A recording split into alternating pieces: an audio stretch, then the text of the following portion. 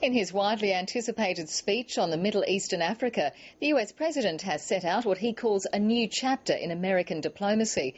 Barack Obama reflected on the recent upheaval in the region, pledging to support nations that promote reform and democracy. And he controversially called for Israelis and Palestinians to seek a two-state solution based on the 1967 borders. North America correspondent Craig McMurtry reports. From the State Department's glittering Benjamin Franklin room, his words were simultaneously translated and beamed across the Arab world. Calling the dead Osama bin Laden a mass murderer and no martyr, Barack Obama praised the Arab uprisings, dismissing al-Qaeda's influence. The people of the region have achieved more change in 6 months than terrorists have accomplished in decades.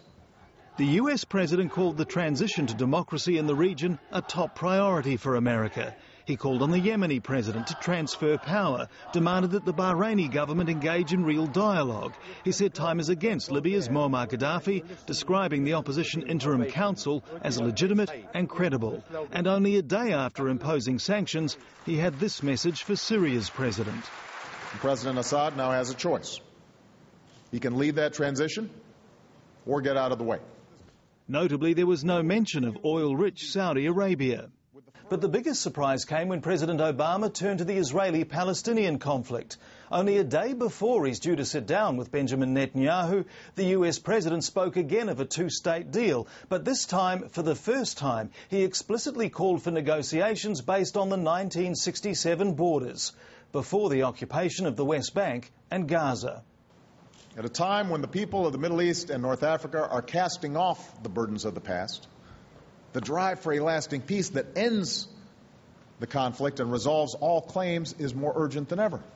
He didn't touch the future of Jerusalem or Palestinian refugees. The president says America's commitment to Israel's security is unshakable, but it was important to tell the truth. The international community is tired of an endless process that never produces an outcome.